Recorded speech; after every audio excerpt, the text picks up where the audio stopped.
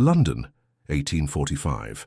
The morning fog clung to the cobblestone streets like a shroud as Stephanie Wallis sat motionless at her bedroom window. Outside, London was beginning to stir, servants hurrying to markets, shopkeepers raising their shutters, carriages rattling along the damp streets. But Stephanie noticed none of it. Her attention was fixed entirely on the Morning Chronicle, trembling in her hands, her slim fingers crumpling the edge of the newspaper where the announcement was printed in neat black letters. The Earl of Huntly, George Bath, is pleased to announce his engagement to Lady Caroline Thornhill, daughter of the Viscount Heatherton. The wedding is to take place next month at St. George's Church, Hanover Square.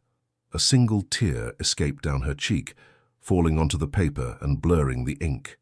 Just 3 weeks ago, George had held her hands in the garden of her father's country estate, whispering promises of forever.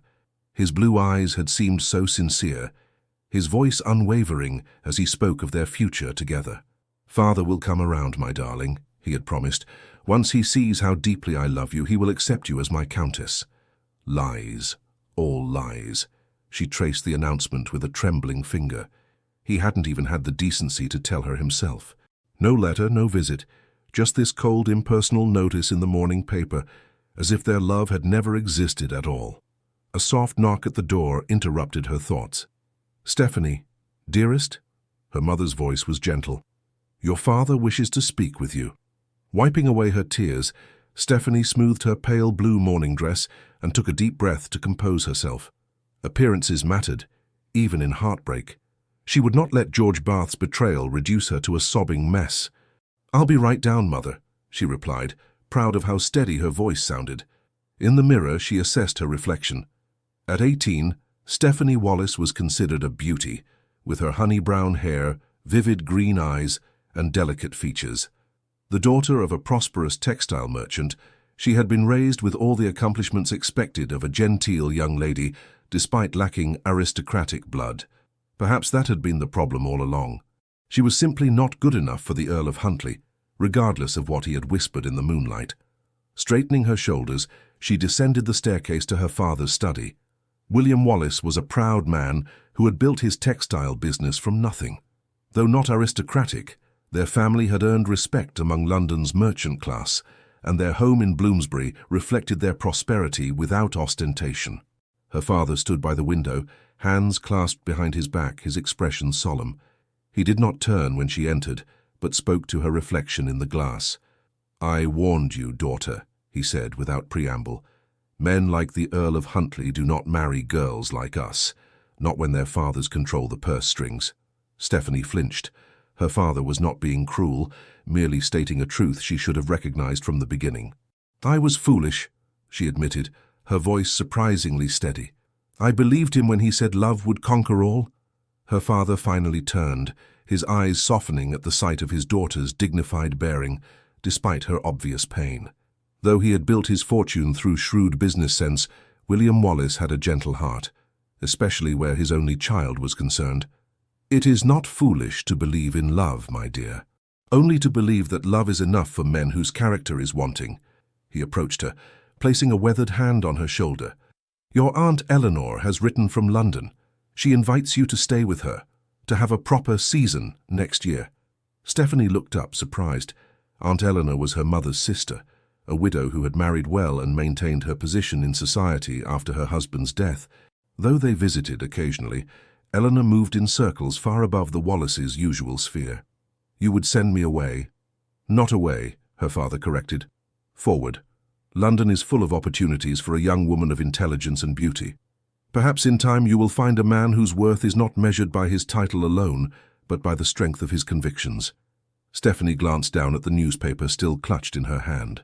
"I shall never trust my heart to another," she whispered. Her father's eyes grew sad. "Never is a very long time, my daughter."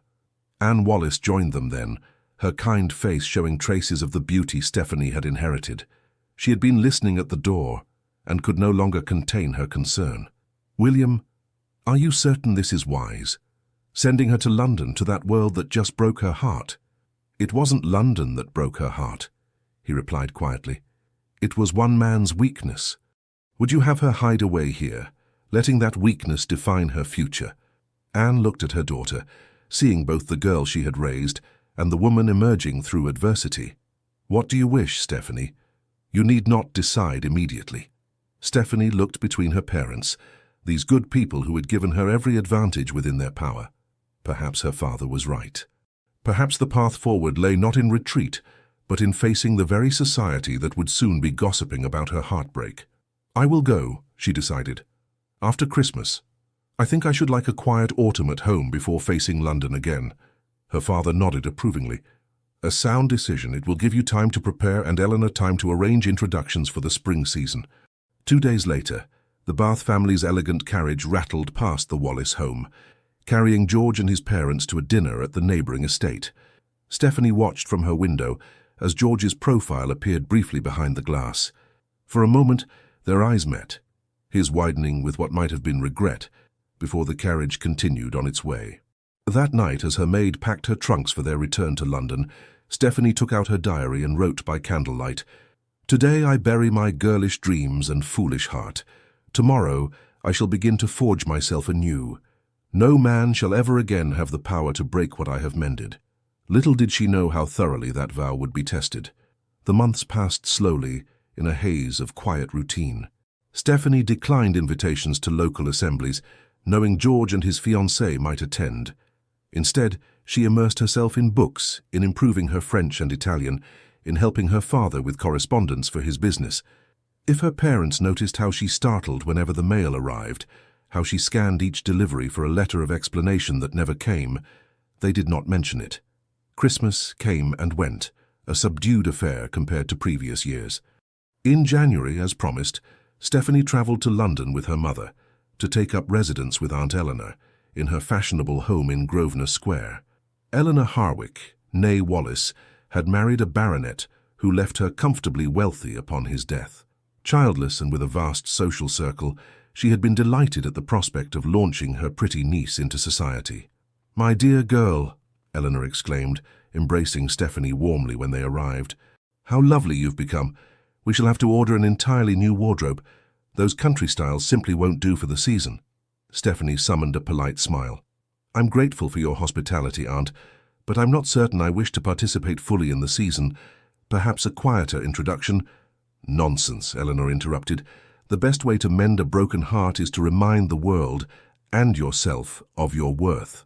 By the time I'm finished, every eligible bachelor in London will be at your feet, and George Bath will be merely an unfortunate footnote in your story." Despite her reservations, Stephanie found herself swept into a whirlwind of fittings, social calls, and instruction on the latest London fashions and customs. Eleanor proved a demanding but effective mentor, refining her niece's already considerable accomplishments until Stephanie could hold her own in any drawing room in England. "Remember," Eleanor told her as they prepared for Stephanie's first small dinner party in February, "you are entering society not as a merchant's daughter seeking elevation, but as my niece and protégée. You have nothing to prove and no one to impress.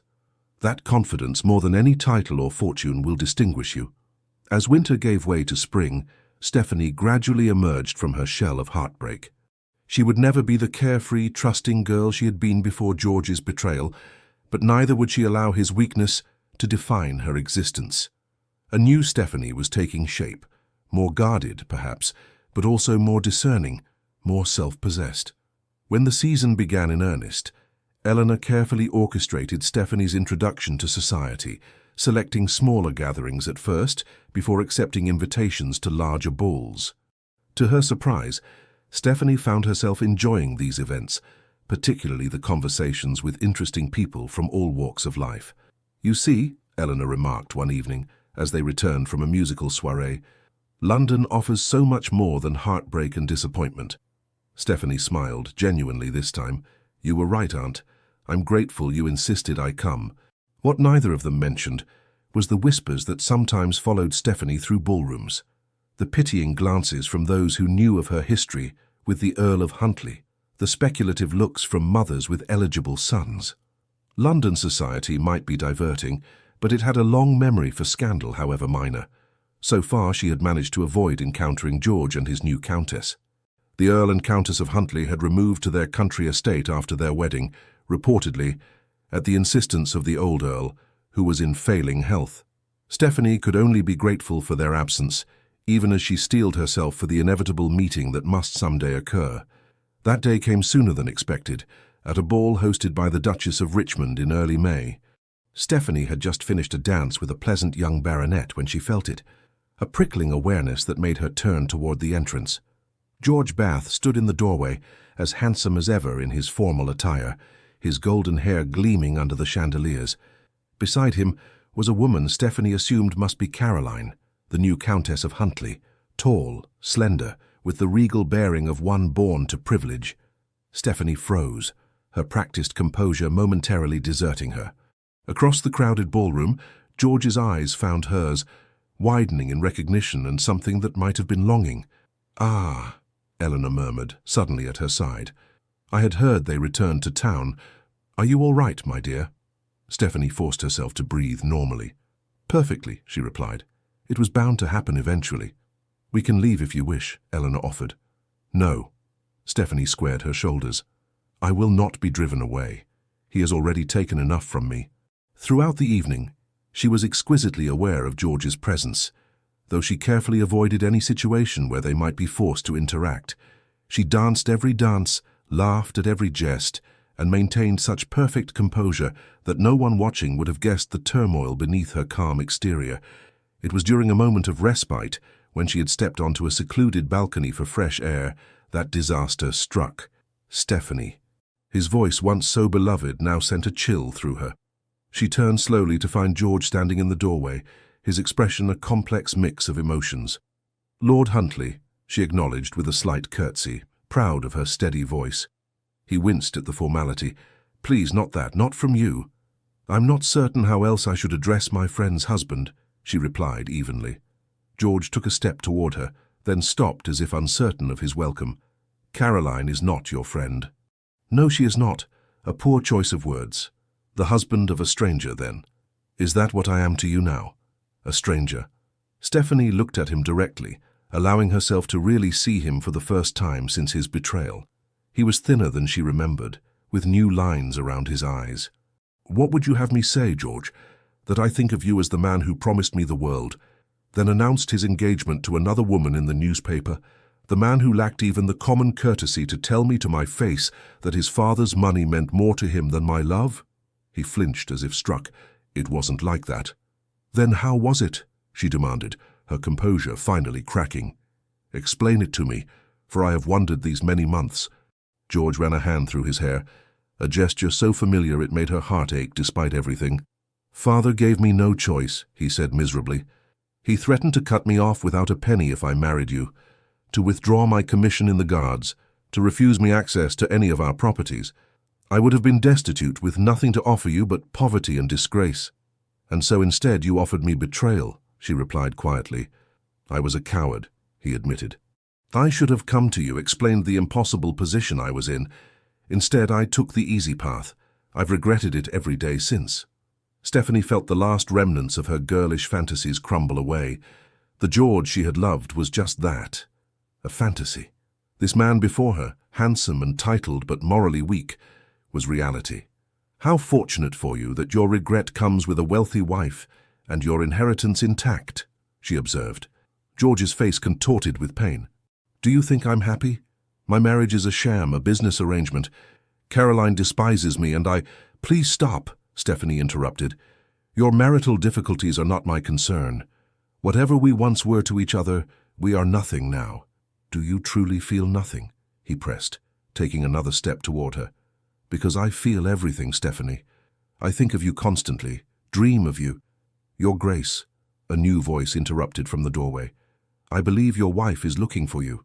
Stephanie turned to find a tall, imposing figure silhouetted against the light from the ballroom. The newcomer stepped forward, and she recognized him with a start. Thomas Bradbury, Duke of Silvermere, one of the most powerful men in England. George stiffened, clearly displeased by the interruption but unwilling to challenge a duke. "Silvermere," he acknowledged with a stiff bow. "I was just catching up with an old acquaintance." "So I observed," the Duke replied, his deep voice cool. "However, Lady Huntly appears quite distressed by your absence." George hesitated, looking between Stephanie and the Duke. Finally, with a last anguished glance at her, he bowed again and departed. Silence fell on the balcony. Stephanie turned to thank her unexpected rescuer, only to find his piercing grey eyes studying her with unsettling intensity. "Thank you for your intervention, Your Grace," she said with a curtsy. "I fear the conversation was becoming difficult." "So it seemed," he agreed. The Duke was perhaps 30, with dark hair and the kind of commanding presence that needed no title to assert itself. "Forgive my intrusion, Miss Wallis," she supplied. "Stephanie Wallis." "Ah," he nodded slightly. "Lady Eleanor's niece. I've heard much about you." Stephanie raised an eyebrow. "From my aunt. I wasn't aware you were acquainted." "Eleanor Harwick has been a friend of my family for many years," he explained. "She speaks very highly of your intelligence and character." Before Stephanie could respond, Eleanor herself appeared in the doorway, her expression relieved when she spotted them. "There you are, Stephanie. I've been looking everywhere." She smiled warmly at the Duke. "Thomas, how kind of you to keep my niece company." "It was my pleasure," he replied, his eyes still on Stephanie. "Though I fear I interrupted what appeared to be an uncomfortable reunion." Eleanor's face darkened.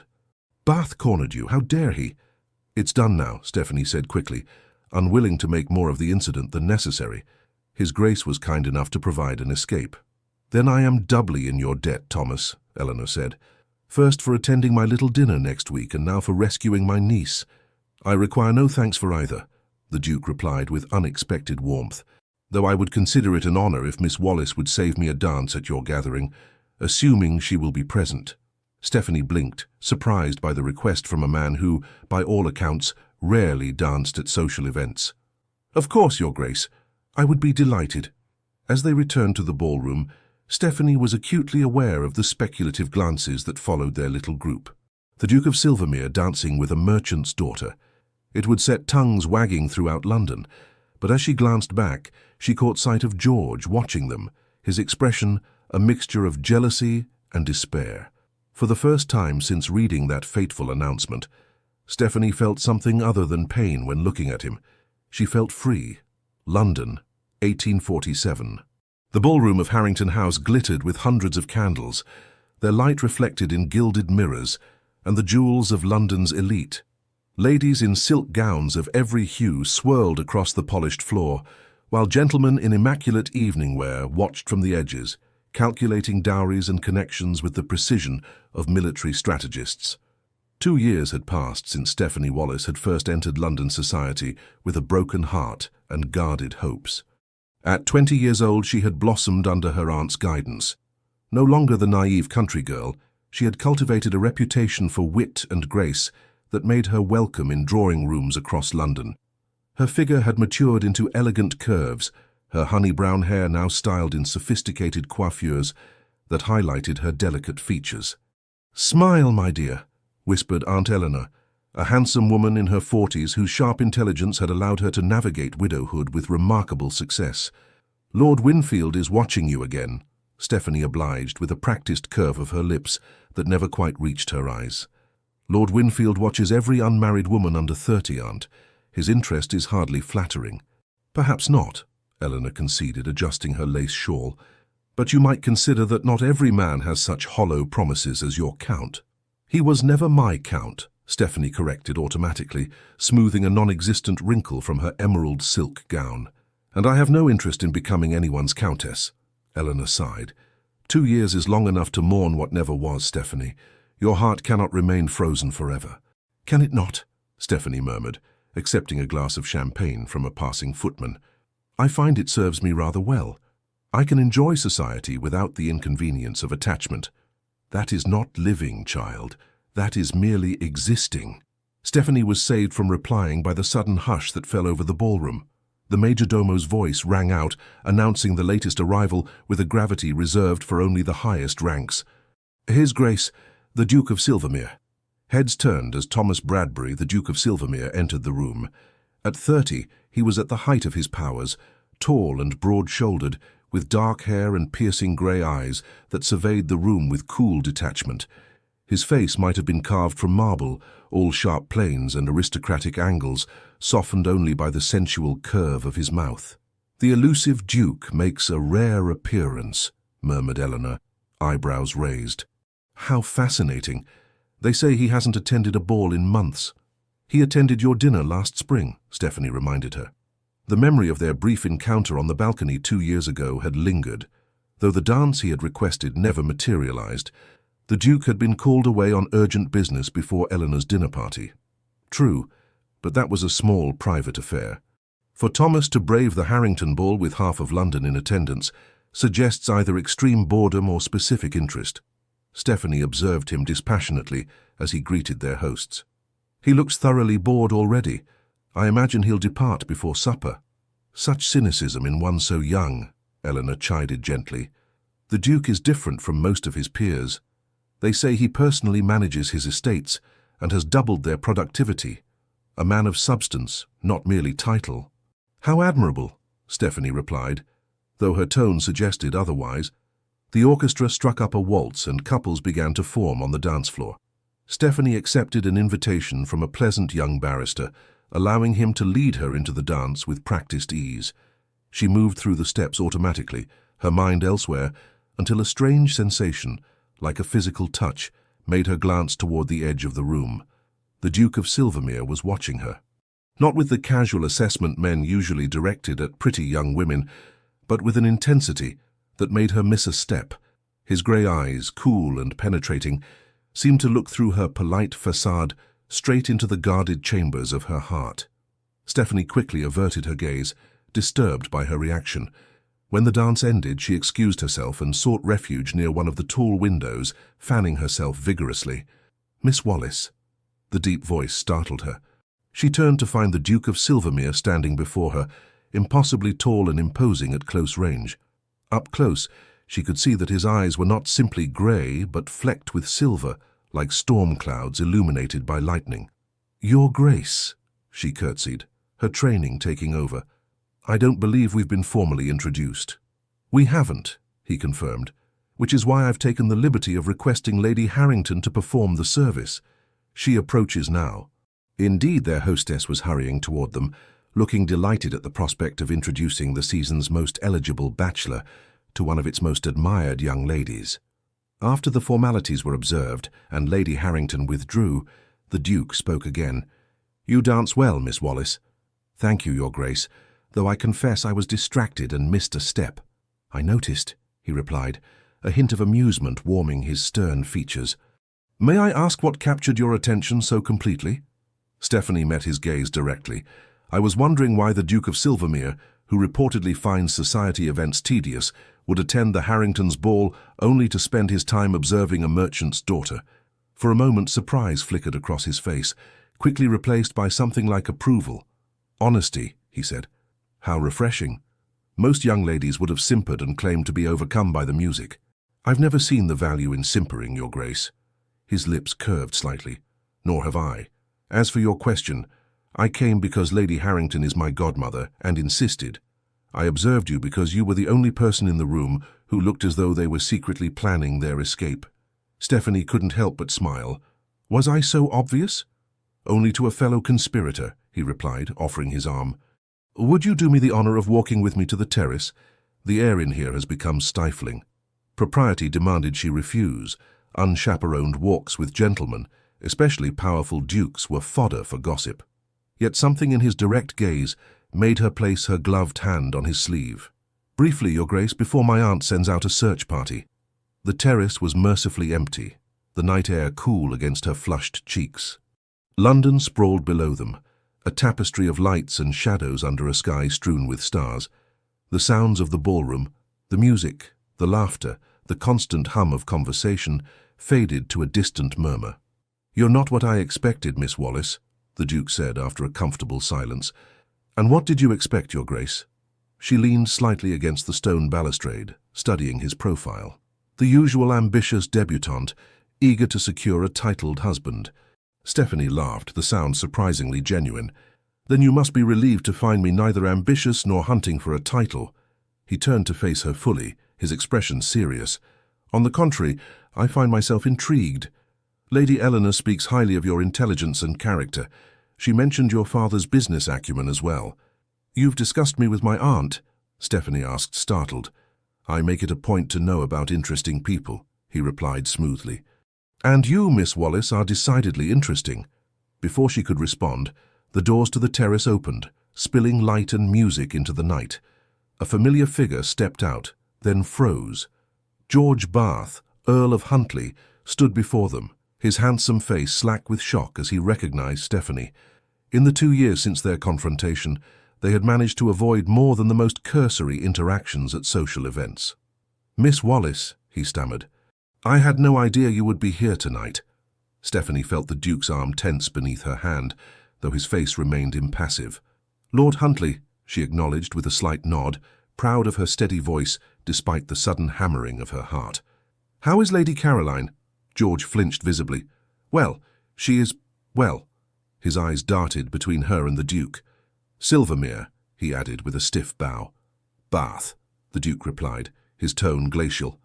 "I believe Miss Wallis and I were just returning inside."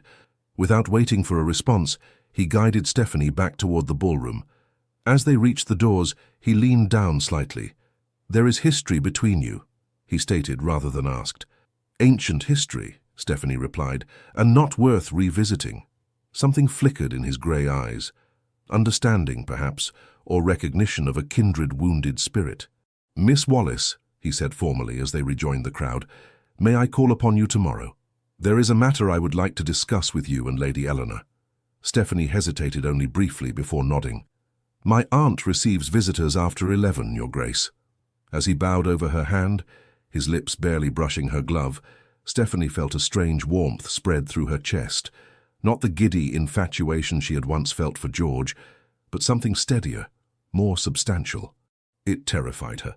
Later that night, as her lady's maid helped her prepare for bed, Stephanie found herself unable to dismiss the Duke from her thoughts. Unlike most men of his rank, he had asked no probing questions about her family's fortune or connections. Instead, he had conversed with her as an equal, displaying genuine interest in her opinions on everything from Italian poetry to the agricultural improvements being implemented on his estates. "A penny for your thoughts, miss," her maid said as she brushed out Stephanie's long hair. "You've been smiling to yourself this past quarter hour." Stephanie caught herself, schooling her features to neutrality. "Have I? I was merely reflecting on this evening's entertainment. If you don't mind my saying so, miss, you seem to enjoy yourself more than usual, especially in the company of that tall gentleman." "That tall gentleman was the Duke of Silvermere, Lucy," Stephanie corrected gently. "And a lady never discusses her admirers with her maid." Lucy smiled knowingly. "Of course, miss, though if he calls tomorrow, as you expect, shall I press your blue morning dress? It brings out your eyes something wonderful." Stephanie couldn't help but laugh. "Yes? Very well. The blue dress it is." After dismissing her maid, Stephanie stood at her bedroom window, gazing out at the sleeping city. For 2 years, she had guarded her heart behind walls of ice, determined never again to be vulnerable to the kind of pain George Bath had inflicted. She had received and refused 4 proposals of marriage in that time, each from respectable gentlemen who offered security and position. What then was it about Thomas Bradbury that made her walls seem suddenly less impregnable? "It is mere curiosity," she told herself firmly. "Nothing more." Yet as she finally drifted to sleep, it was the Duke's storm-grey eyes and unexpected smile that followed her into her dreams. The Duke of Silvermere was a man of his word. At precisely 11 o'clock the next morning, his magnificent carriage arrived at Eleanor's townhouse on Grosvenor Square. From her position near the drawing-room window, Stephanie watched him descend. Tall and commanding even in morning dress, his movements possessing the natural grace of a man completely at ease with his power. "Stop staring, dear," Eleanor chided, though her eyes twinkled with amusement. "One might think you were actually interested in our visitor." Stephanie stepped quickly away from the window. "I was merely ensuring it was indeed his grace and not some other caller. With that carriage, those matched greys are unmistakable, as is the Silvermere crest." Eleanor adjusted a vase of flowers with practiced precision. "Now, remember what I told you.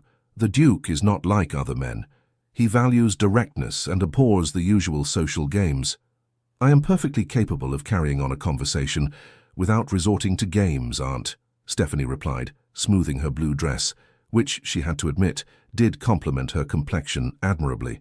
When the butler announced the Duke, both women rose to greet him. Stephanie was struck again by his commanding presence. how the spacious drawing-room seemed suddenly smaller with him in it. "Lady Eleanor, Miss Wallis."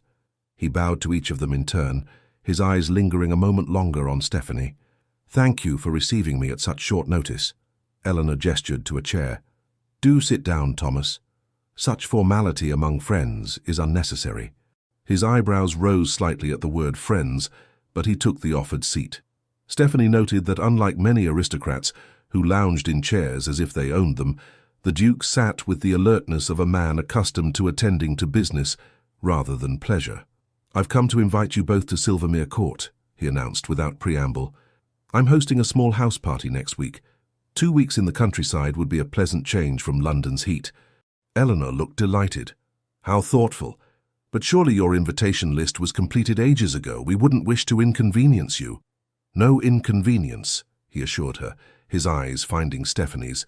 "In fact, the party was conceived only last night, with Miss Wallis specifically in mind." Stephanie nearly choked on her tea. "I beg your pardon?" "You mentioned once enjoying horsemanship," he continued smoothly. "Silvermere boasts some of the finest riding country in England. I thought you might appreciate the opportunity." "When did I mention horsemanship?"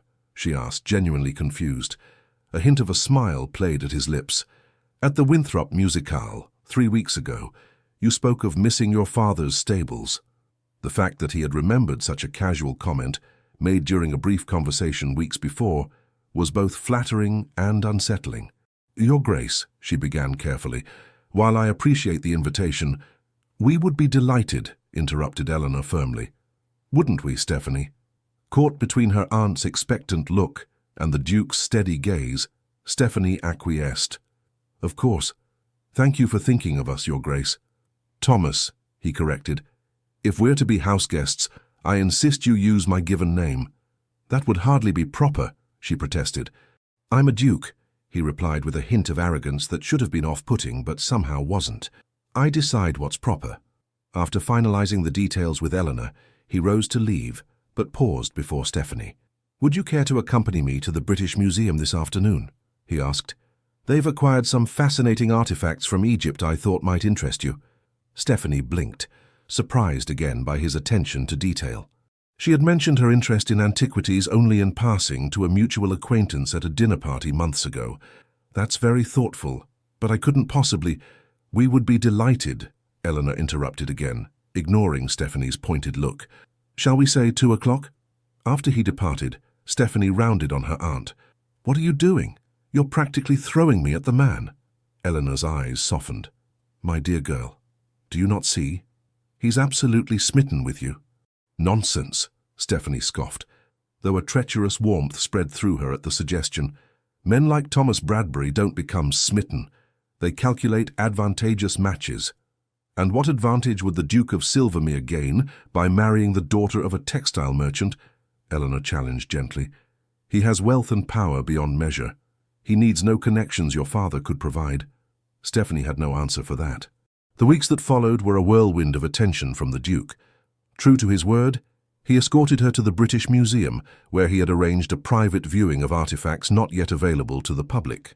Rather than the expected formal tour, he had engaged the museum's foremost Egyptologist to explain the historical context of each piece, allowing Stephanie to examine them up close in a way normally reserved for scholars. The morning after, a small package arrived containing an exquisite miniature scarab carved from lapis lazuli with a simple note, "A token of rebirth. Tea." Every day brought new surprises, rare books on subjects she had mentioned enjoying, invitations to exclusive exhibitions and small dinner parties where the conversation was genuinely stimulating rather than the usual vapid gossip. Each gift showed thought rather than mere extravagance. Each outing revealed another layer of his complex character. "He courts you as if he were a poet rather than a duke," Eleanor observed one evening as they prepared for yet another dinner, at which the Duke of Silvermere would be present. "Most men of his rank would simply speak to your father and have done with it." "We are merely friends," Stephanie insisted, though the words rang hollow even to her own ears. "He enjoys my conversation, nothing more." Eleanor gave her a knowing look. "My dear, the man has attended more social events in the past month than in the previous year, solely to be in your company. That is not the behavior of a man seeking friendship." At Silvermere Court, a magnificent estate in Kent, Stephanie discovered a different side of the Duke. Here, among his tenants and servants, he was respected rather than feared. He knew every worker by name, inquired after their families, and took genuine interest in their well-being. The house party itself was small and carefully selected, just 12 guests, including Eleanor and Stephanie. The Duchess Dowager, Thomas's mother, acted as hostess, a formidable woman whose initial coolness towards Stephanie gradually thawed as she observed the young woman's intelligence and lack of artifice. "For you handle my son well," the older woman remarked one afternoon as they took tea in the morning room. "Few people dare to challenge him as you do." Stephanie set down her cup, surprised by the comment. "I wasn't aware that I challenged him, Your Grace." "No? Just yesterday you quite thoroughly dismantled his argument about the Corn Laws. I haven't seen him so animated in a debate for years." "I hope I didn't overstep," Stephanie said, suddenly concerned. The Duchess Dowager laughed, a surprisingly warm sound from such an austere woman. "My dear, Thomas has been surrounded by sycophants since he was in short pants. A little honest disagreement is precisely what he needs." She studied Stephanie with shrewd eyes. "You're not what I expected, Miss Wallis." "So your son has said as well," Stephanie replied, "though neither of you has explained what exactly you did expect." "The usual sort of young woman who catches a duke's eye, beautiful but vapid, concerned only with fashion and status." The Duchess sipped her tea thoughtfully. "Instead, he brings home a merchant's daughter who reads Greek and discusses agricultural reforms with more intelligence than most members of Parliament." Stephanie wasn't sure if this was a compliment or criticism. "My father believes education is valuable regardless of one's station or gender." "A progressive view," the Duchess noted, "and one I happen to share, though it's unfashionable to admit it." She set down her cup decisively. "You should know that I have never interfered in Thomas's personal decisions, even when I disagreed with them. I will not start now, but I will say this. If my son has chosen you, then he has chosen wisely." On their daily rides across the rolling countryside, Thomas revealed more of himself: his childhood, his strict father, his dreams for improving his estates and the lives of those dependent on him. Stephanie found herself sharing her own hopes and fears in return, dropping the guarded persona she had cultivated since George's betrayal. "My title gives me responsibility, not just privilege," he told her, as they rested their horses atop a hill overlooking the vast Silvermere lands. "Each of these families depends on my good stewardship." "You care for them," Stephanie observed, watching as he gazed across his domain with genuine concern rather than proprietary pride. "I do my duty," he corrected, though his expression softened. "Just as I will do my duty to provide an heir." Stephanie's heart inexplicably clenched at the mention of his future marriage and children. She turned away, pretending to adjust her riding habit. "Your future Duchess will be fortunate indeed to share such a legacy." Thomas dismounted and approached her horse, looking up at her with an intensity that made her breath catch. "I've been looking for her for a long time," he said quietly. "Someone with intelligence, compassion, and strength. Someone who sees beyond the title to the man beneath." Before she could respond, hoofbeats approached, and a stable boy appeared with an urgent message. The moment passed, but Stephanie found herself thinking of his words late into the night. It was during the final week of their stay that disaster struck. A grand ball had been planned to close the house party, with neighbors from across the county invited. Hours before the guests were to arrive, a messenger came galloping up the drive with news that sent the household into chaos. Lord and Lady Huntley were among the expected guests, and they had already departed for Silvermere. "I had no idea they were invited," Stephanie gasped when Eleanor delivered the news. "I cannot face him, not here, not now." "Thomas would never have invited them knowingly," Eleanor assured her. "Lord Huntley's cousin is married to the local magistrate. They must have been included on his list." Stephanie paced her chamber, panic rising. "I should plead illness." A knock interrupted her, and Thomas himself entered after Eleanor's acknowledgement. In his riding clothes, with his dark hair tousled by the wind, he looked less like a duke and more like a medieval warrior. Dangerous and thrillingly unpredictable. "I've just been informed of the guest list oversight," he said without preamble, his expression grave. "Stephanie, I would never deliberately cause you distress. Say the word and I'll have it announced that the ball is postponed due to an urgent matter requiring my attention in London." Stephanie stared at him, stunned by the offer. "You would disappoint over 100 guests to spare my feelings. I would do far more than that," he replied simply. In that moment, something within her shifted. This man, who commanded one of the oldest dukedoms in England, who could silence a room with his presence alone, was offering to upend his carefully planned event, risking gossip and inconvenience, solely for her comfort. "No," she decided, straightening her shoulders. "We will not postpone. I have nothing to be ashamed of, and I will not hide." Thomas smiled, a real smile that transformed his austere features. "You continue to surprise me, Stephanie Wallace." That evening, she wore her finest gown, a creation of deep blue silk that made her eyes appear even greener. As she descended the grand staircase to join the receiving line beside Thomas and Eleanor, whispers rippled through the assembled guests. The Duke of Silvermere had placed Miss Wallace in the position typically reserved for the lady of the house. When the Earl and Countess of Huntly were announced, Stephanie felt Thomas's hand at the small of her back, a subtle, steadying presence. George's eyes widened when he saw her standing beside the Duke, while Caroline's lips thinned with displeasure. "Lord Huntly, Lady Huntly," Thomas greeted them coolly. "May I present Miss Stephanie Wallace, my special guest?" George's bow was stiff. "We are acquainted." "Indeed," Thomas replied, his tone deceptively light. "How fortunate, then, that you'll have much to discuss. Though I fear Miss Wallace's dance card is quite full this evening." Throughout the evening, Stephanie was aware of George watching her, his eyes following her movements with naked longing as she danced with Thomas, laughed with his friends, and charmed the local gentry. Caroline, too, observed her with increasing resentment, particularly when the Duchess Dowager engaged Stephanie in a lengthy conversation, treating her with a deference rarely shown to those outside the aristocracy.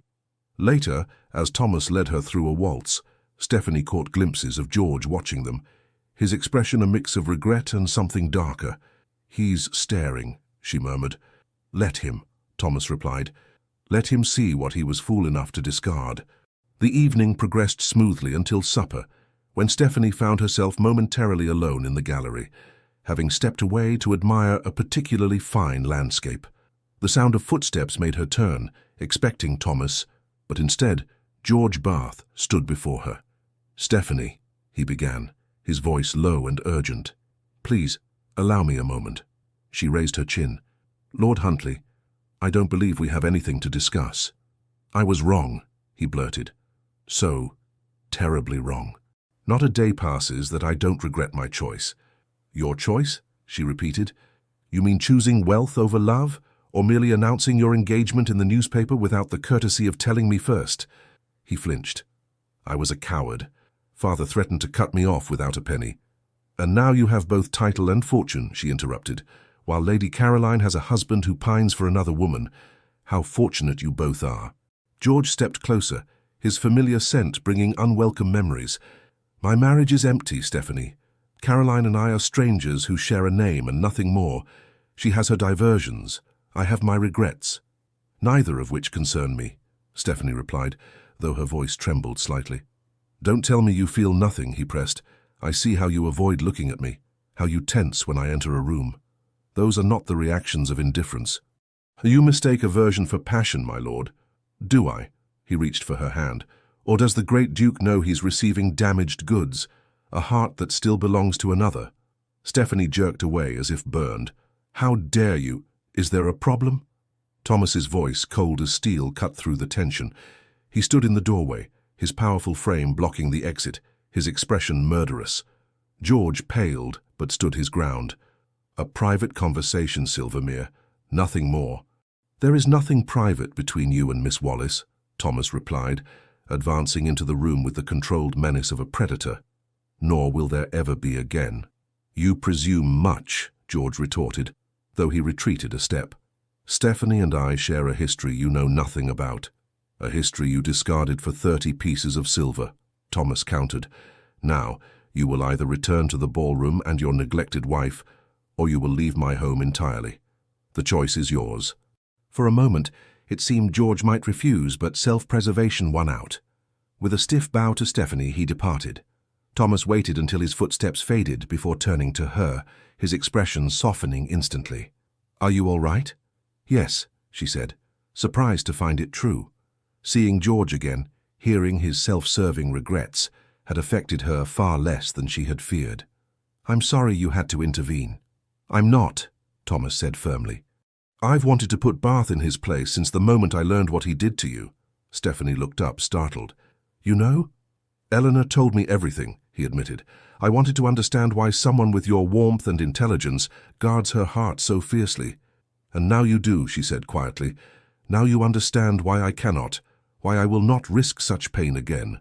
Thomas took her hands in his touch gentle despite the strength evident in his frame.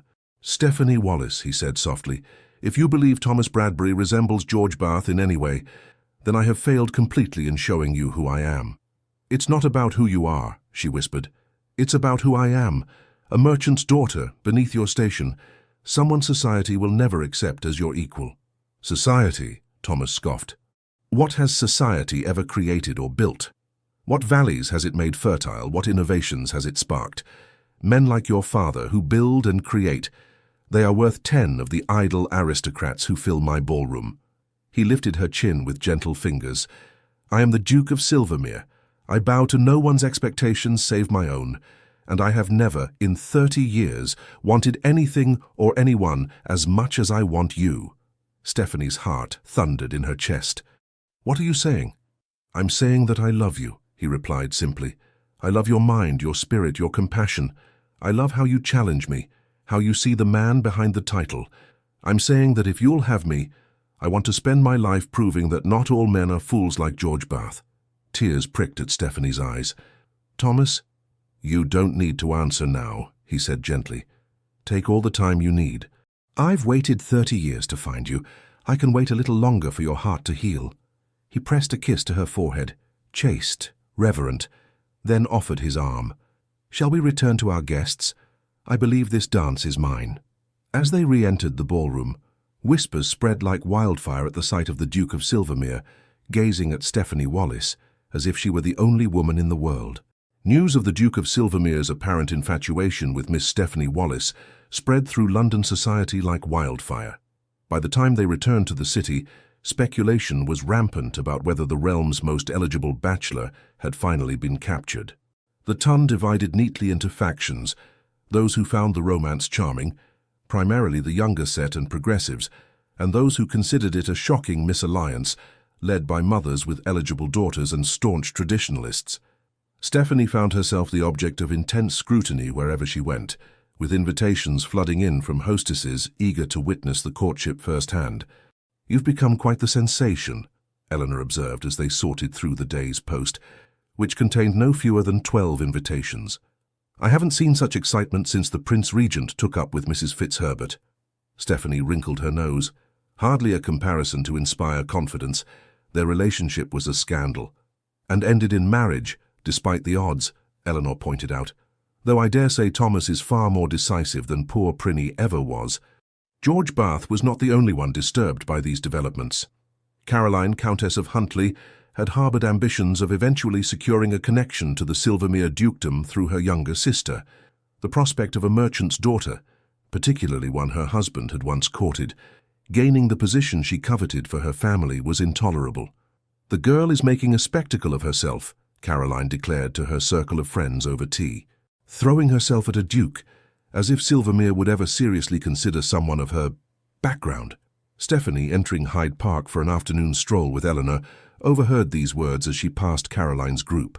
She faltered momentarily, colour rising in her cheeks. Eleanor squeezed her arm supportively. "Pay them no mind, dear. Jealousy makes women cruel." "It isn't jealousy that concerns me," Stephanie replied quietly. "It's truth.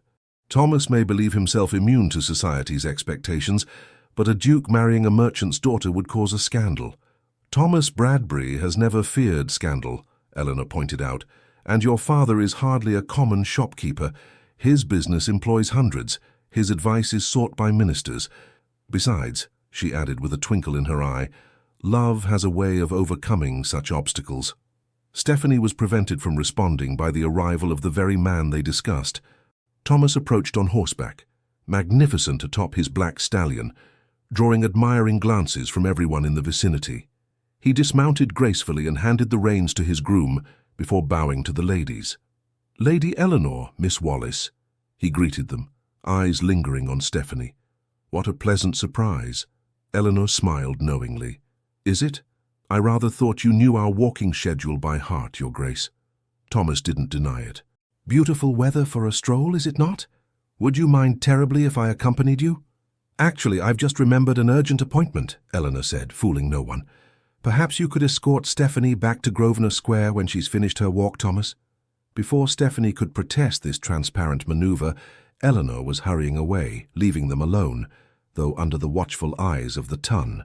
"Your aunt is not subtle," Thomas observed, offering his arm. Stephanie took it, acutely aware of Caroline Bath's narrowed gaze from across the path. "No, she is not, and she has placed us both in an awkward position." They began walking along the path, trailed at a discreet distance by Thomas's groom and Stephanie's maid. "I don't find your company awkward in the slightest," Thomas replied.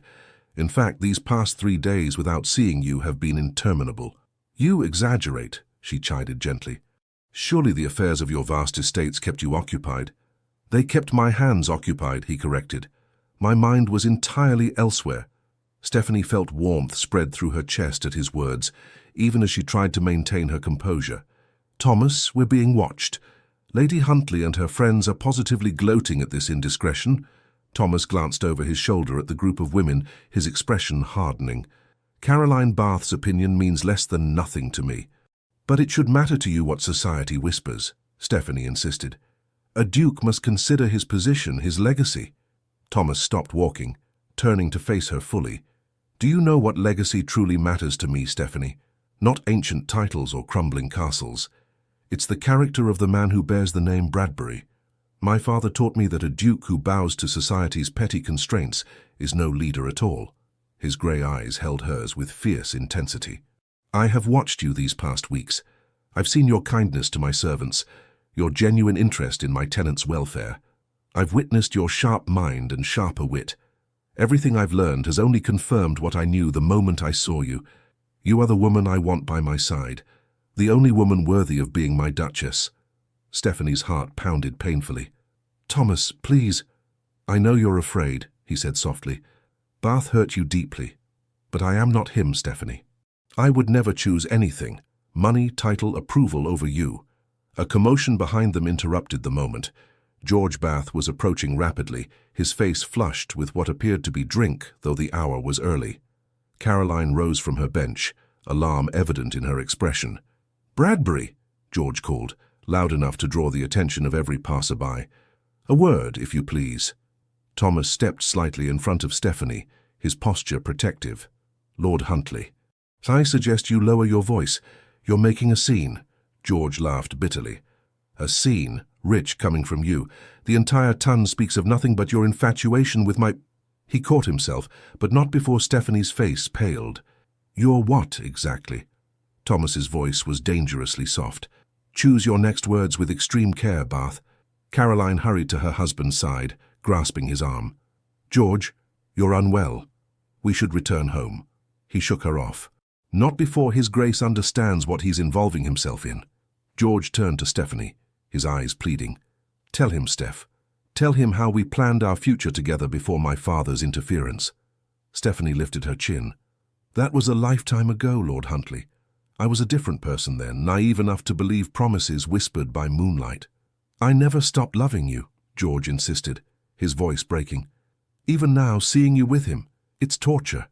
Caroline inhaled sharply, her face contorted with humiliation. Thomas stepped forward, his control visibly slipping. "You dishonor your wife and yourself, Bath. Leave now, while you still can." "Or what?" George challenged, emboldened by drink and desperation. "Will the great Duke call me out? Over a merchant's daughter?" The words had barely left his lips when Thomas's fist connected with his jaw, sending him sprawling onto the path. Gasps erupted from the gathering crowd. "Thomas!" Stephanie cried, horrified. He stood over George, breathing hard. "Get up, Bath, get up so I can knock you down again." Caroline rushed to her fallen husband, throwing a venomous glance at Stephanie. "This is your doing," she hissed. "You've destroyed my marriage for your ambitions." "Enough!" Thomas's command silenced everyone. He turned to his groom. "Jenkins, please escort Lord and Lady Huntley to their carriage." He offered his arm to Stephanie. "Miss Wallace, allow me to take you home." The ride to Grosvenor Square passed in tense silence. When they arrived, Thomas helped Stephanie down from his carriage, his touch gentle, despite the anger still evident in his bearing. "I apologize for my loss of control," he said stiffly. "It was unworthy of me." "You struck an Earl in Hyde Park," Stephanie replied, her voice trembling. "Over me. Do you have any idea what people will say?" "I don't give a damn what they say," Thomas replied, his composure finally breaking. "Let them talk. Let them whisper behind their fans and speculate in their drawing rooms. None of it matters." "It matters to me," Stephanie cried. "Can't you see? This is exactly what I feared. Becoming the center of scandal, dragging your name into disrepute." Thomas took her hands in his. "Stephanie, listen to me. Society's memory is short, and its opinions fickle. Next week, some other scandal will replace ours. What endures is what we build together." "And what is that exactly?" she asked, tears threatening. "A life," he answered simply. "A partnership of equals, regardless of birth. I'm asking you to be my wife, Stephanie. My Duchess, the mother of my children, the keeper of my heart." Stephanie stared at him, overwhelmed. "You're proposing? Now? After what just happened? Now? Tomorrow? Every day for the rest of our lives, if necessary?" He dropped to one knee there on her aunt's doorstep, heedless of the servants and passers-by watching in astonishment. "Stephanie Wallace, I love you with every fiber of my being. Will you do me the great honor of becoming my Duchess?" Before she could answer, the door flew open to reveal Eleanor, wide-eyed with excitement. "For goodness sake," she exclaimed, "bring His Grace inside before you accept, Stephanie. The entire street is watching." Thomas rose, a smile finally breaking through his serious demeanor. "Well? May I come in to hear your answer?" Looking at his dear, familiar face, so full of love and certainty, Stephanie felt the last of her defenses crumble. "Yes," she said, her voice growing stronger. "Yes to coming inside, and yes to becoming your wife." The joy that transformed Thomas's face was worth every whisper, every scandal that might follow. The news of their engagement spread even faster than the rumors of their courtship had. Within hours, it seemed all of London knew that the Duke of Silvermere intended to wed Miss Stephanie Wallace, daughter of the textile merchant. Reactions were predictably mixed. "You'll need a special license," Eleanor said practically, once the initial excitement had subsided. "And we must inform your parents immediately, Stephanie." "I've already written to them," Thomas said, surprising both women. "The letter should reach them by tomorrow morning. I've invited them to Silvermere Court for the wedding." Stephanie raised her eyebrows. "That's rather presumptuous, don't you think? I might have refused you." Thomas's eyes warmed with affection. "I hoped rather than presumed. But you're right, I should have waited. Would you prefer to be married in London? Or at your parents' home?" The ease with which he deferred to her preferences, despite having already made arrangements, touched Stephanie deeply. This was a man accustomed to command, yet willing to yield for her comfort. "Silvermere is perfect," she assured him, "though I fear 2 weeks is hardly enough time to prepare for a duchess's wedding." "We can wait if you wish," Thomas offered. "Though I confess the thought of a lengthy engagement holds little appeal," Eleanor laughed. 2 weeks is quite sufficient. The wedding need not be large, family and close friends only. The real challenge will be preparing Stephanie for her role as Duchess." Thomas shook his head. "Stephanie needs no preparation. She already possesses every quality essential for the position." "Sweet of you to say," Eleanor replied, "but there are practical matters to consider. The responsibilities of managing multiple estates, the social obligations, the protocols of rank, all of which can be learned," Thomas interrupted gently. "What cannot be taught is character, and Stephanie has that in abundance." The days that followed were a whirlwind of activity. Letters arrived from Stephanie's parents expressing their delight and promising to arrive at Silvermere the following week. The Duchess Dowager sent a gracious note welcoming Stephanie to the family. Thomas appeared each day with a new token of his affection. Not flashy jewels, as might be expected, but thoughtful gifts that revealed how well he knew her heart. Not everyone was pleased by their impending union. Caroline Bath made her displeasure known through thinly veiled barbs at social gatherings. Several of Thomas's relatives expressed concern about the match, though none dared oppose him directly. And George, in his cups at his club, was overheard making bitter remarks about merchants' daughters with ducal aspirations. "Ignore them," Thomas advised when Stephanie mentioned these reactions. They matter not at all. They were dining at Eleanor's house, chaperoned but afforded some privacy by her discreet withdrawal to the far end of the room. "They're your family and peers," Stephanie pointed out. "Of course they matter." Thomas reached across the table to take her hand. "The only opinion that matters to me is yours. Do you love me, Stephanie?" "You know I do," she replied softly. "Then the rest is noise." His thumb traced circles on her palm, sending shivers up her arm. "Though I do wonder sometimes if you love me for myself or for my title." Stephanie snatched her hand away, stung. "That's not amusing." "Forgive me," he said, contrite. "A poor attempt at humor. I know your heart is sincere, just as mine is devoted entirely to you." As the wedding approached, Stephanie found herself increasingly anxious, not about marrying Thomas, but about the responsibilities that awaited her as Duchess of Silvermere. One afternoon, while reviewing guest lists with Eleanor, she finally voiced her fears. "What if I'm not equal to it? What if I embarrass him or fail at some crucial duty?" Eleanor set down her pen. "My dear, do you think Thomas hasn't considered this? He's the most meticulous man I know. If he didn't believe you capable, he wouldn't have asked you. But managing an estate like Silvermere is a skill like any other," Eleanor finished for her, "and one you'll master quickly, knowing your intelligence. Besides, duchesses aren't made overnight. You'll have time to grow into the role. And if the ton never accepts me, if they always see me as an upstart, a merchant's daughter who reached above her station." Eleanor's expression softened. "Some will, it's true. There will always be those who resent you, for your beauty, for capturing Thomas, for ascending to a position they believe should have gone to one of their daughters. But the only opinion that truly matters is Thomas's. Do you love him enough to weather those storms together?" Stephanie considered the question seriously. "I do," she said finally. "I love him enough to face anything, even the scorn of society." "Then you'll make a splendid duchess," Eleanor declared. "Now about these invitations." 3 days before they were to depart for Silvermere, disaster struck from an unexpected quarter. Stephanie was reading in Eleanor's drawing room when the butler announced Lady Caroline Bath. "Show her in," Stephanie said, setting aside her book and rising to greet her unexpected visitor. Caroline swept into the room, impeccably dressed as always, her beautiful face set in haughty lines.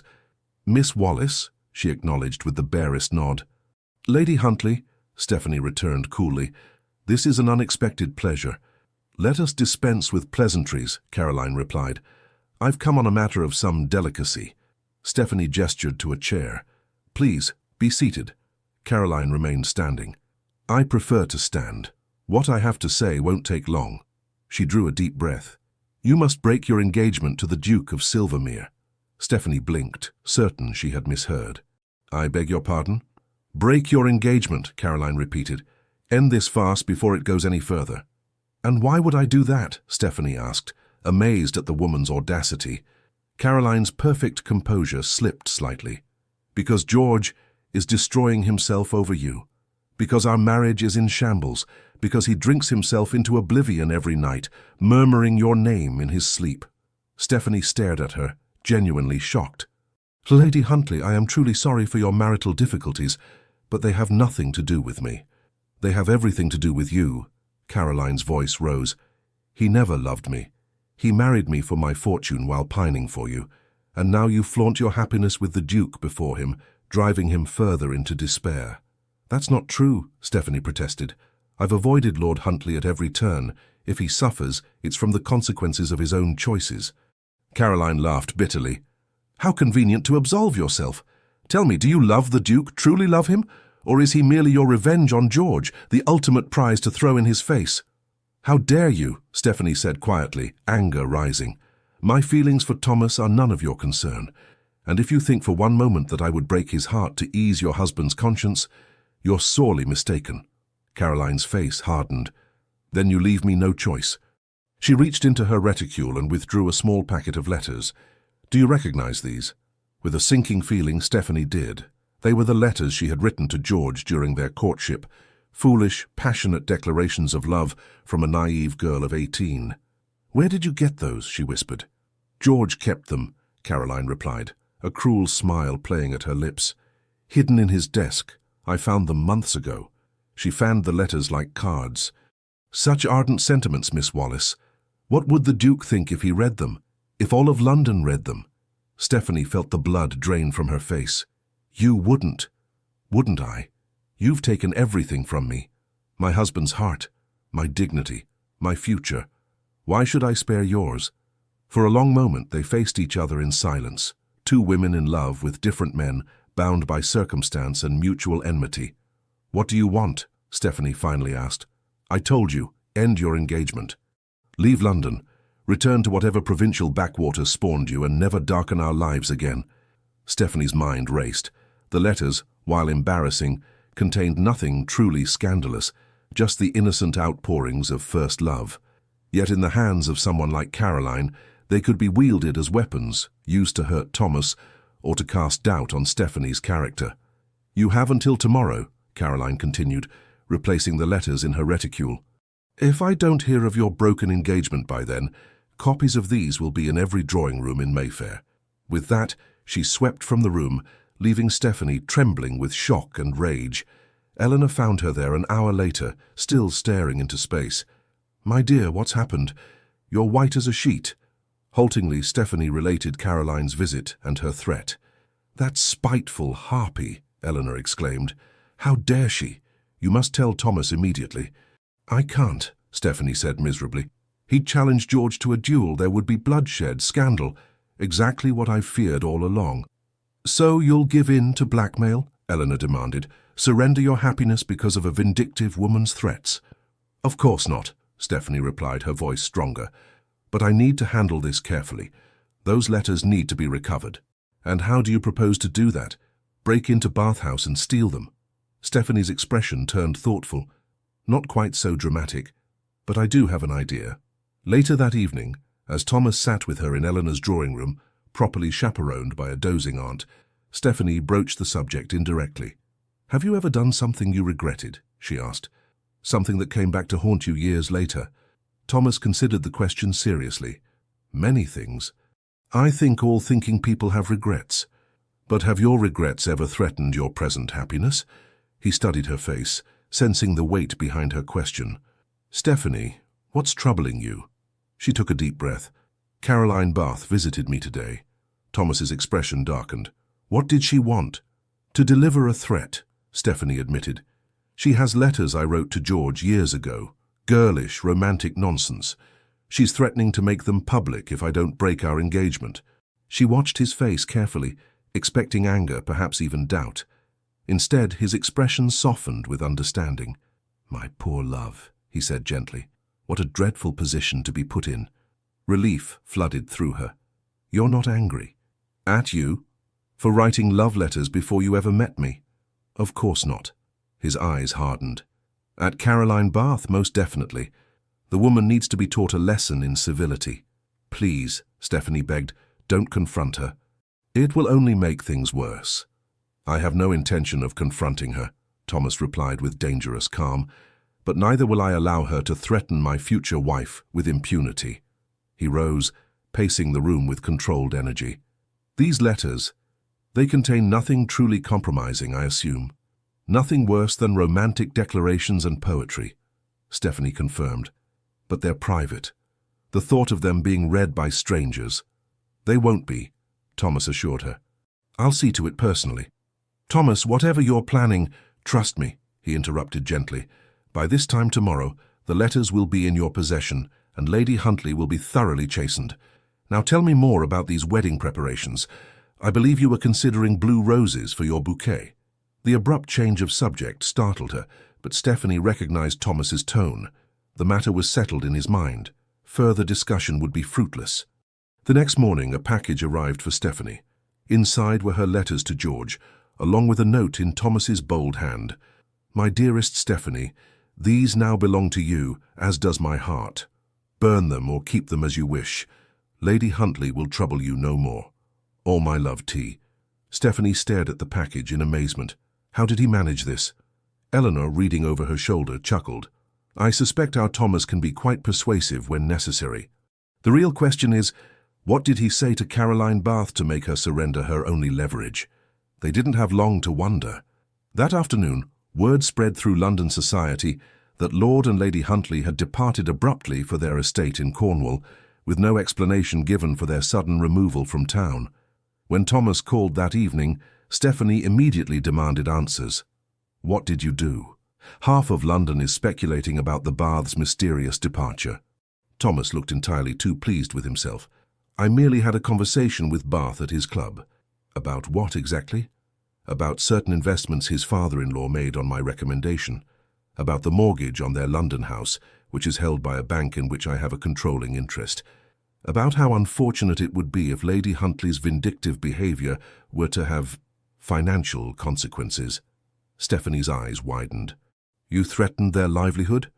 I outlined potential outcomes, Thomas corrected. Bath is not a complete fool. He understood that his wife's actions could cost them dearly. I imagine he persuaded her to return your letters and remove to the country until the scandal blows over. Thomas, Stephanie said slowly, that's rather ruthless. He took her hands in his. When it comes to protecting you, I make no apologies for ruthlessness. Caroline Bath attempted to destroy your happiness out of spite and jealousy.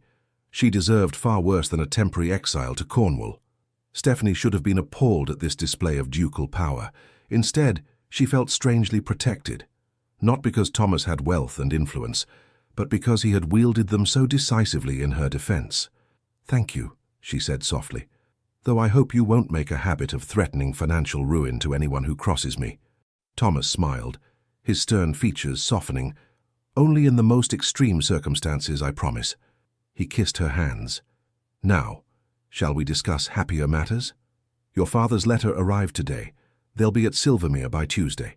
With the threat from Caroline neutralized and the Baths safely distant, the final preparations for the wedding proceeded smoothly. Stephanie's parents arrived at Silvermere Court with appropriate wonder at the magnificence of the estate, but even greater pride in their daughter's composure. You look like you belong here, her father observed, as they walked through the grand picture gallery. Not intimidated in the least. I've had time to adjust, Stephanie replied, and Thomas has been remarkably patient in introducing me to my future home. William Wallace studied his daughter's face. You love him, he said simply. Not his title or his wealth, but the man himself. I do, Stephanie confirmed, more than I thought possible after what happened before. Good, her father nodded approvingly. That's all I need to know.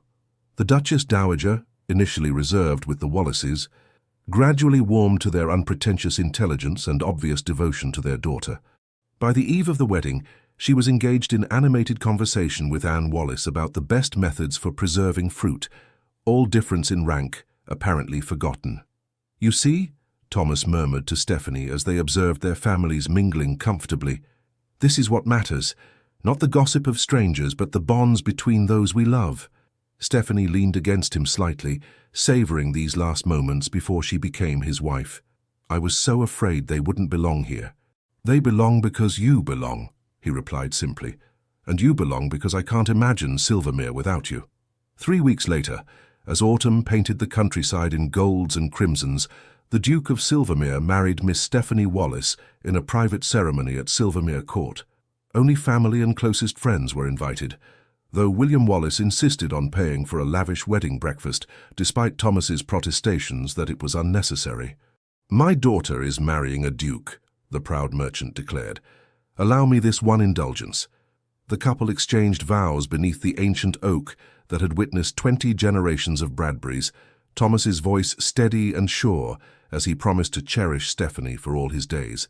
She, in turn, pledged her heart to him without reservation. The ice that had encased it for so long finally and completely thawed. Among the small gathering, George and Caroline Bath were conspicuously absent. Rumors had circulated that they had departed for their country estate, their marriage in tatters following the Hyde Park incident. As Thomas kissed his bride to seal their vows, cheers erupted from the assembled guests. Eleanor dabbed at her eyes, while William Wallace stood tall, his initial reservations about aristocracy thoroughly revised by the character of his new son-in-law.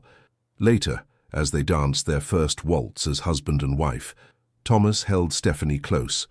"Happy, Your Grace," he murmured in her ear, using her new title for the first time. "Deliriously," she confirmed, savoring the words. though I believe I've married a scandalously unconventional duke. And I've married a scandalously perfect duchess, he countered. One who will help me make Silvermere better than it's ever been. A commotion at the entrance to the ballroom drew their attention. To Stephanie's shock, George Bath stood in the doorway, alone and ashen-faced. The music faltered as guests turned to stare. Thomas tensed, his arm tightening protectively around Stephanie's waist. George approached slowly, stopping at a respectful distance before bowing deeply. "Your Graces," he addressed them formally.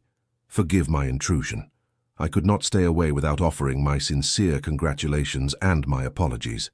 He looked directly at Stephanie, his expression haunted yet somehow peaceful. "I came to say that you were right to refuse my belated regrets.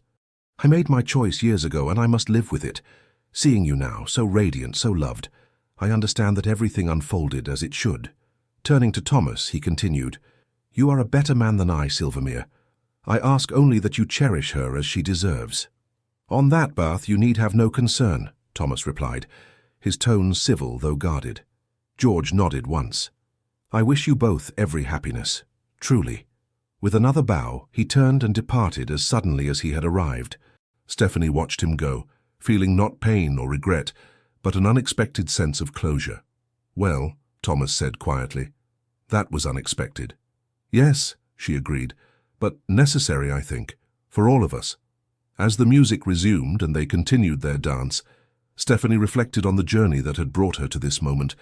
The heartbreak that had once seemed unbearable had led her here, to a love deeper and truer than she had ever imagined possible. Thomas's grey eyes held hers, full of promises yet to be fulfilled. "What are you thinking, my Duchess?" Stephanie smiled up at the man who had chosen her above all else, above convention, above expectation, above the weight of centuries of tradition. "I'm thinking," she replied, "that sometimes hearts must break before they can be truly whole again." Thomas drew her closer, pressing his forehead to hers. "And yours? Is it whole now?" "More than whole," she whispered. "It's yours, completely and forever." The early days of the Duchess of Silvermere's marriage were not without challenges. Though Thomas's immediate family had accepted Stephanie without reservation, certain relatives and peers made their disapproval known through subtle snubs and pointed remarks. At her first dinner as hostess at Silvermere House in London, Lady Rockingham, a distant cousin of Thomas's, deliberately addressed her as Miss Wallis throughout the evening. When corrected, she affected surprise. "Oh dear, how forgetful of me. It's just so difficult to remember all these recent changes." Thomas, overhearing, had intervened with lethal politeness. "Perhaps at your age, Cousin Agatha, memory becomes unreliable. Should you find such lapses occurring frequently, I recommend consulting Sir William Harvey. I understand he's made remarkable progress in treating the infirmities of advancing years." Lady Rockingham, not yet 60 and vain about her appearance, had turned an unflattering shade of purple.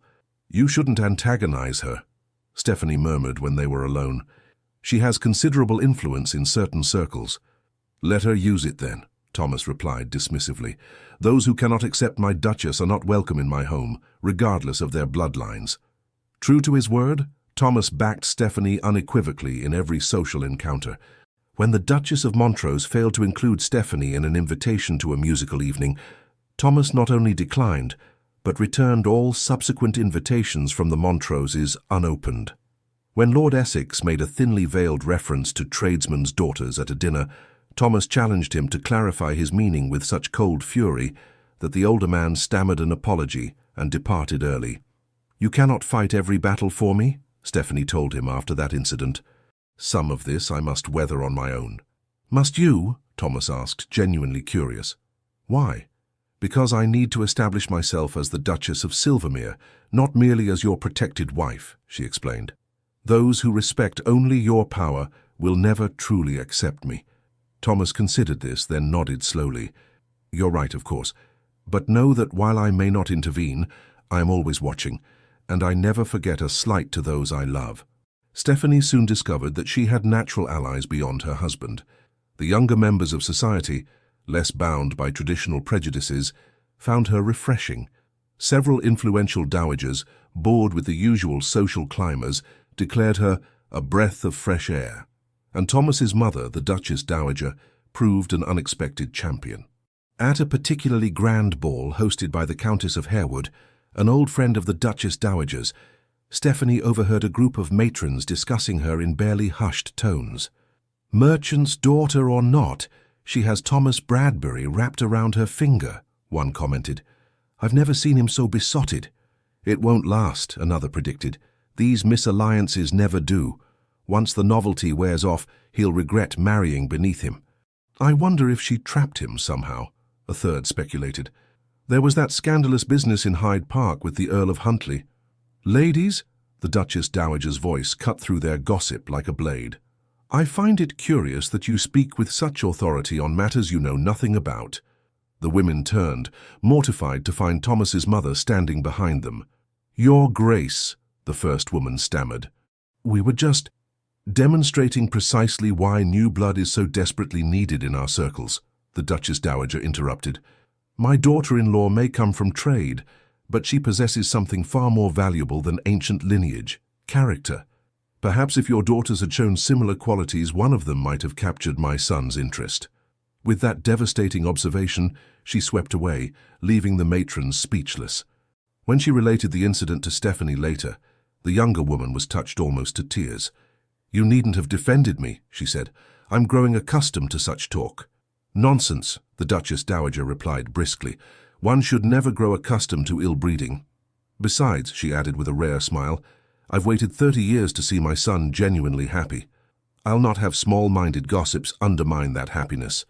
Gradually, through a combination of Thomas's unwavering support, her own natural dignity and strategic alliances, Stephanie established herself as a duchess to be reckoned with. She applied her intelligence to mastering the complexities of managing multiple estates, her father's business acumen proving invaluable in understanding the financial aspects of Thomas's vast holdings. Under her guidance, Silvermere Court's neglected gardens were rejuvenated. She established a school for the tenants' children, insisting on modern educational methods rather than the rote learning common in such institutions.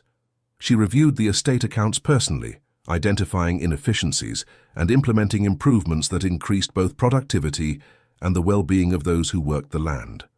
In London, she carefully selected charitable endeavours that aligned with her values rather than merely following society's fashionable causes. Her patronage of a hospital for women and children in the East End raised eyebrows initially, but her practical approach to improving conditions there soon earned respect even from her critics. "You're making quite a reputation for yourself," Thomas observed proudly after one particularly successful fundraising event. "Lady Jersey actually asked for your opinion on her new charitable foundation. I believe that constitutes acceptance at the highest level." Stephanie laughed.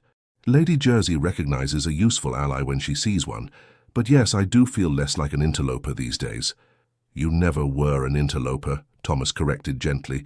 "You were always exactly where you belonged, by my side." Their personal happiness deepened as they settled into married life. Unlike many aristocratic couples who maintained separate lives after securing an heir, Thomas and Stephanie genuinely enjoyed each other's company. They shared intellectual interests, a commitment to improving their estates, and a passion for each other that showed no signs of dimming with familiarity. "We scandalized the servants," Stephanie teased one morning, as Thomas pulled her back to bed, despite the late hour. "A duke and duchess who actually love each other, how unconventional." "Let them be scandalized," Thomas murmured against her neck. "I've never aspired to conventionality." Not everyone celebrated their happiness, however.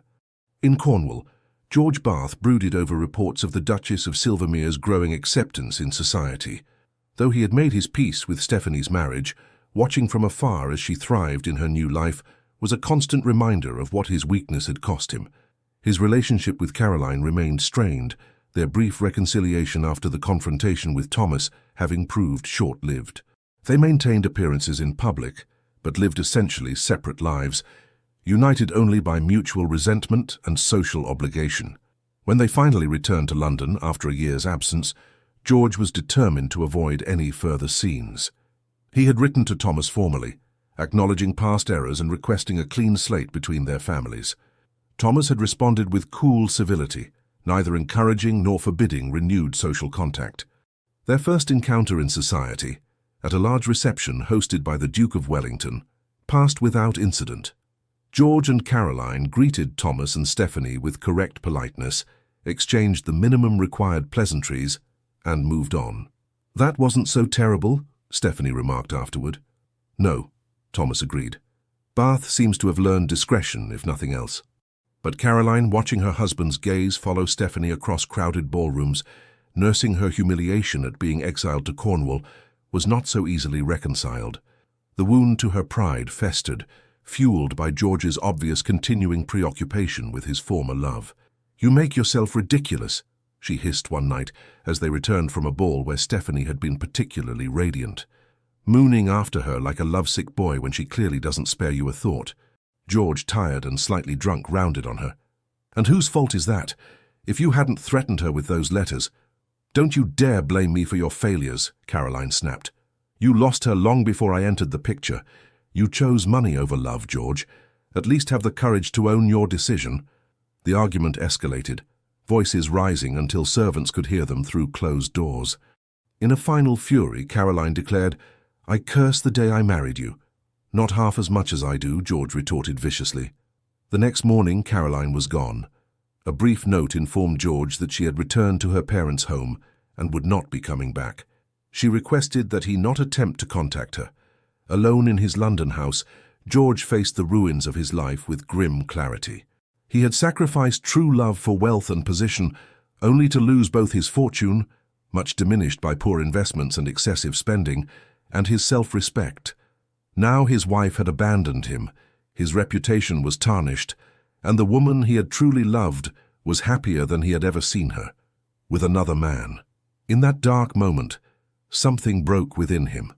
Not his heart, that had shattered years before, but rather the shell of pride and self-deception that had sustained him through the consequences of his choices. For 3 days, he remained secluded, refusing all callers and barely eating. On the 4th day, he sat down at his desk and wrote 2 letters. The first to Caroline acknowledged his failings as a husband and released her from any obligation to return to a marriage that had brought her only unhappiness. The second, to his solicitor, contained instructions for settling his affairs in preparation for an extended absence. That evening, he appeared unannounced at Silvermere House. The butler, recognizing the Earl of Huntly, despite his dishevelled appearance, hesitated before announcing him. "His Grace and Her Grace are not receiving visitors tonight, my lord. Perhaps if you were to return tomorrow—" "Please," George said simply. "It's important." Something in his tone, desperation tinged with resignation, convinced the servant to admit him to a small waiting room while he informed the Duke of this unexpected caller. Thomas appeared moments later, his expression wary. "Bath," he acknowledged. "This is unexpected." George rose unsteadily. "Forgive the intrusion, Silvermere. I wouldn't have come if it weren't a matter of some urgency." Thomas studied him with narrowed eyes. "You look unwell." "I am unwell," George admitted with a bitter laugh. "In spirit, if not in body. May I speak with you and with Her Grace, if she's willing?" Thomas hesitated, clearly reluctant to subject Stephanie to whatever scene might be brewing. "What is this regarding?" "Closure," George replied simply. "And perhaps redemption, though I've little right to hope for it." After a long moment, Thomas nodded. "Wait here." He returned with Stephanie, who had changed from her evening dress into a simpler gown of deep green. Her face, when she saw George, showed concern rather than the resentment he expected. "Lord Huntly," she greeted him. "Are you unwell? Shall I send for a physician?" Her kindness, after everything, was almost his undoing. George struggled to maintain his composure. "No, thank you. I'm not ill, merely at a crossroads." He drew a deep breath. "I've come to say goodbye. I'm leaving England." Thomas's eyebrows rose. "Leaving? For where?" "America. My cousin has business interests in Boston that require management. I've agreed to represent him there." George turned to Stephanie. "Before I go, I needed to speak with you both, to make things right as much as possible." Stephanie glanced at Thomas, who nodded slightly. "Please sit down," she offered. "Would you care for refreshment?" George shook his head. "No, I won't stay long." Nevertheless, he sank gratefully into a chair, suddenly aware of how exhausted he truly was. "Caroline has left me," he said bluntly. "Not that you'd be interested in my marital difficulties, but it seems relevant to what I have to say." "I'm sorry to hear that," Stephanie said, and meant it. George smiled faintly. Are you? You of all people have reason to wish us ill. I've never wished you ill, George, she replied gently. Only happiness, even when you hurt me. He closed his eyes briefly, pained by her generosity. That's the difference between us, I suppose. Your capacity for forgiveness. It's why you deserved better than me. He looked directly at Thomas. And why you found it. Thomas said nothing, but his expression softened fractionally. I came to apologize, George continued. Properly, not the half-drunken ravings at your wedding. To both of you, for different reasons. He turned to Stephanie. To you, for my cowardice. For choosing money over love. For not telling you to your face for every hurt I inflicted through weakness of character. You offered me your heart, and I crushed it for the sake of my inheritance. There is no forgiveness adequate for such a betrayal, but I ask for it nonetheless. Then to Thomas. And to you for my behavior since your engagement, for creating scenes, for speaking disrespectfully of your wife, for being less than a gentleman in every way. You were right to defend her as you did. I would have done the same had I possessed your courage. The room fell silent. George waited, expecting recrimination, or at best cold acceptance of his apology. He was unprepared for Stephanie's next words. I forgive you, George, she said softly. I forgave you long ago, though I didn't realize it until this moment. Thomas looked at his wife with tender pride before turning back to George.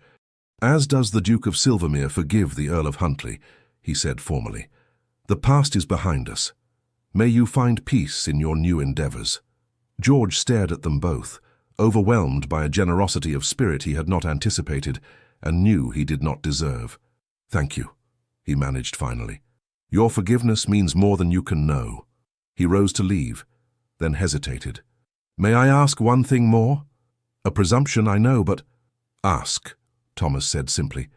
In America, I intend to start anew, to build something useful with my life rather than wasting it as I have done.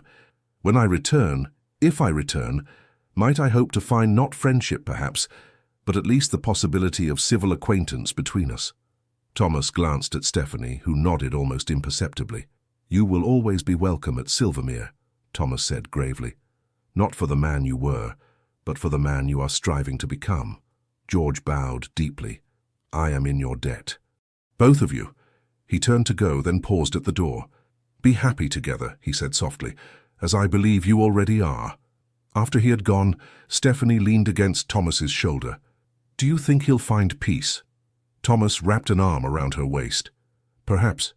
He seems genuinely remorseful. And America is a land of second chances, they say. I'm glad we could offer forgiveness, she mused. It feels like the closing of a chapter. Indeed. Thomas kissed the top of her head. Though I confess I'm far more interested in the chapters we've yet to write together. Stephanie smiled up at him. As am I, Your Grace. As am I. In the years that followed, the Duke and Duchess of Silvermere became one of the most admired couples in England. Their partnership, initially viewed as scandalous, gradually came to be seen as a model of modern marriage, based on mutual respect, shared purpose, and genuine affection rather than mere dynastic considerations. Thomas's estates flourished under their joint management. The schools Stephanie established for tenants' children became a template copied by progressive landowners across the country. Their London home was known for salons that brought together not just aristocrats but also artists, scientists, and innovators of every background. When their first child was born, a son they named William after Stephanie's father, the celebration at Silvermere Court included not only the highest nobility, but also workers from Thomas's estates and employees of William Wallace's textile business. It was, as one observer noted, a gathering that would have been unimaginable a generation ago, peers and commoners united in celebration of a child who represents the best of both worlds. As for George Bath, he remained in America for 5 years. When he finally returned to England, it was as a changed man, leaner, more weathered, but with a clarity of purpose that had been lacking in his youth. He had built a successful shipping business in Boston and reconciled with Caroline, who had eventually joined him there after their initial separation. True to his word, Thomas received them at Silvermere when they came to pay their respects. The meeting between the two couples was initially awkward, but gradually eased into something approaching comfortable acquaintance. Not friendship. Too much had passed between them for that, but a civil relationship built on mutual respect and shared history. "He seems genuinely happy," Stephanie observed after the Baths had departed. "As does Caroline, surprisingly." "America agreed with them, it seems," Thomas replied. "Perhaps they needed to escape the constraints of English society to find their way back to each other. Much as we defied those same constraints to find our way to each other," Stephanie pointed out with a smile. Thomas pulled her close, his grey eyes warm with the love that had only deepened over the years. "The best decisions often require courage, my Duchess. Fortunately, you've never lacked for that." Stephanie rested her head against his chest, listening to the steady beat of his heart. "Nor have you, my Duke. Nor have you." In the end, the story of the merchant's daughter who became a duchess was not merely a romantic tale of crossed social boundaries. It was a testament to the power of true character over artificial distinctions, of genuine love over societal expectations. The Duke of Silvermere had indeed chosen Stephanie over everything, over tradition, over convenience, over the prejudices of his class. And in doing so, he had gained not just a wife but a partner, not just a duchess but a soulmate. And Stephanie, who had once vowed never again to trust her heart to any man, had found in Thomas Bradbury the courage to love completely and without reservation.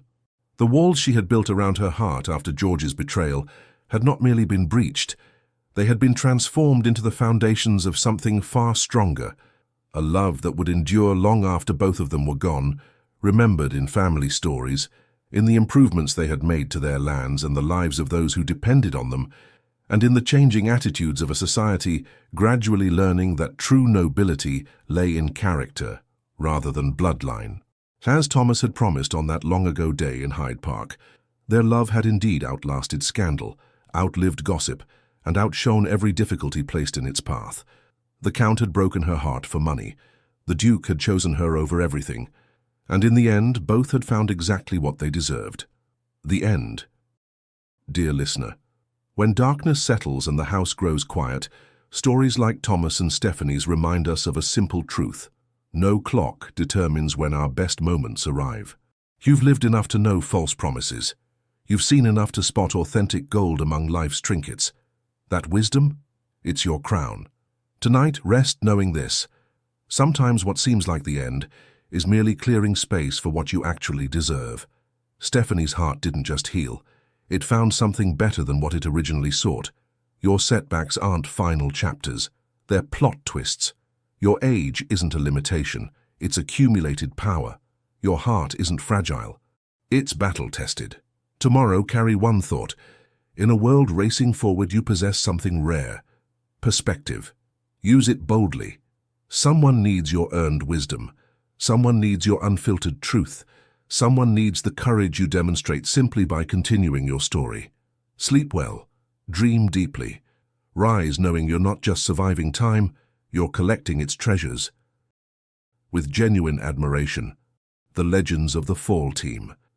Thank you so much for staying with us until the end. If this story brought you comfort, emotion, or a quiet smile, we invite you, from the bottom of our hearts, to support our channel by liking, commenting, sharing, and subscribing.